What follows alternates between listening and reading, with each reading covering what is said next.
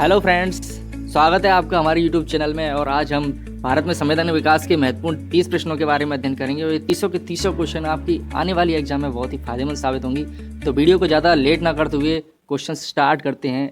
पहला प्रश्न है, द्वैध शासन प्रणाली के जन्मदाता कौन थे? इसका उत्तर है फैक्चुअल क्वेश्चन है, लियोनेल कॉटिस। और कोई कोई जगह पे कॉटिस भी आ जाता है, तो ये बात आप ध्यान रखिएगा।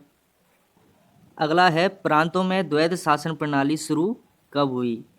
1919 के अधिनियम में, 1909 के अधिनियम में, 1935 के अधिनियम में, और इनमें से कोई नहीं। तो इसका उत्तर है 1919 के अधिनियम में। प्रांतों के द्वैध शासन प्रणाली में क्या किया गया था? जो विषय थे उनको आरक्षित और हस्तांतरित दो विषयों में बांट दिया गया था। और केंद्र में द्वैध शासन प्रणाली की स्थापना 1935 के अधिनियम में हुई थी। अगला है, किस अधिनियम के तहत भारतीयों को भारत मंत्री की भारत परिषद में तथा वायसराय की कार्यकारिणी में नियुक्ति हुई? 1909 का अधिनियम, 1892। तो इसका उत्तर है 1909 के अधिनियम में। इसमें क्या क्या था? जो भारतीय परिषद थी उसमें भारतीयों को भी शामिल कर लिया गया। और जो पहले व्यक्ति थे वो परिषद में जो भारतीय, वो थे सत्येंद्रनाथ सिन्हा। अगला है, किस अधिनियम द्वारा विधान परिषद के सदस्यों को बजट पर विवाद करने और सामाजिक हित के मुद्दों पर प्रश्न पूछने का अधिकार मिला? तो इसका उत्तर है 1892 का अधिनियम। पहले क्या होता था? पहले किसी भी बजट पर जो विधान परिषद सदस्य थे भारतीय, उनको चर्चा करने की भी अनुमति नहीं थी, प्रश्न नहीं पूछ सकता था। तो वो इस अधिनियम में इनको अनुमति दे दी गई। अगला है, किस एक्ट के द्वारा ईस्ट इंडिया कंपनी पर संसदीय निरीक्षण की शुरुआत हुई? तो इसका उत्तर है 1773 का रेगुलेटिंग एक्ट। अब संसदीय निरीक्षण कैसे हुआ? क्योंकि इसमें पहली बार कंपनी के शासन के लिए एक संविधान का निर्माण किया गया था, और जो कंपनी थी वो इसी संविधान के अनुसार ही शासन कर सकती थी। और साथ ही इस अधिनियम के द्वारा ब्रिटिश साम्राज्य का इस पर नियंत्रण और निरीक्षण हुआ था। इसलिए इसको कहते हैं, इस अधिनियम को कहा जाता है कि इसमें संसदीय निरीक्षण की शुरुआत हुई थी। अगला है, निम्नलिखित में से किस अधिनियम के तहत केंद्र में द्विसदनात्मक विधायिका की स्थापना की गई? मतलब दो सदनों में किस अधिनियम के तहत विभाजित किया गया था? वो था 1919 का अधिनियम। इसमें केंद्र में जो सदन थे उनको विधानसभा और राज्य परिषद दो सदनों में विभाजित कर दिया गया था। अगला है, निम्न में से किसने 1909 के मार्ले मिंटो सुधार को कांग्रेसी उदारवादियों के लिए रिश्वत कहकर आलोचना की? तो इसका आंसर है doctor KM. Munshi. Factual question है।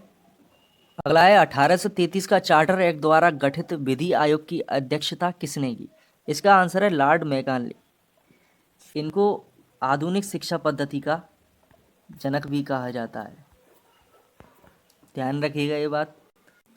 अगर आपको हमारे क्वेश्चंस पसंद आ रहे हों तो अपनी उंगलियों को सब्सक्राइब के बटन तक ले जाएं और चैनल को सब्सक्राइब कर दें और लाइक शेयर करना ना भूलें। साथ ही बेल आइकन को भी दबा दें ताकि हमारी आने वाली वीडियो की आपको जानकारी मिल सके।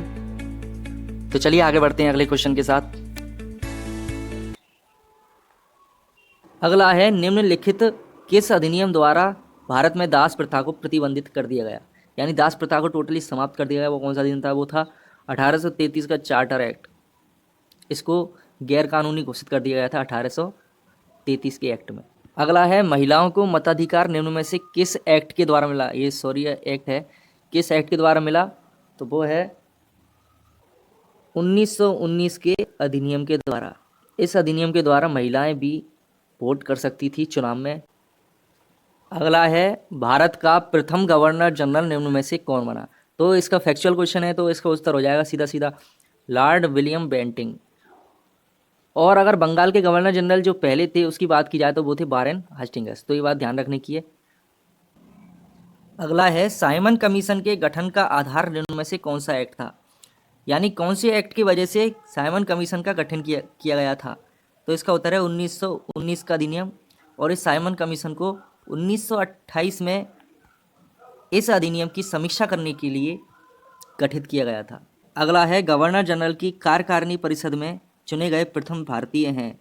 इसका उत्तर है सत्येंद्र प्रसाद सिन्हा। आप समझ गए होंगे, ऊपर बता चुका हूं मैं। अगला प्रश्न है, महान्यायवादी एवं नियंत्रक और महालेखा परीक्षक का प्रावधान निम्न में से किस एक्ट के द्वारा किया गया? तो इसका आंसर है 1935 के अधिनियम के द्वारा। वर्तमान में भी महान्यायवादी एवं नियंत्रक और महालेखा परीक्षक का प्रावधान किया गया है। अगला है, प्रथम भारत सचिव निम्न में से कौन बना था? Mountbatten, Lord Canning, Lord William Bentinck, Sir Charles Wood. यहाँ पर वुड है, तो इसका उत्तर है सर चार्ल्स वुड जो थे वो सबसे पहले भारतीय सचिव बने थे। अगला है, भारत सचिव के पद की समाप्ति निम्न में से किस एक्ट में की गई? इसका उत्तर है 1947 का स्वतंत्रता अधिनियम।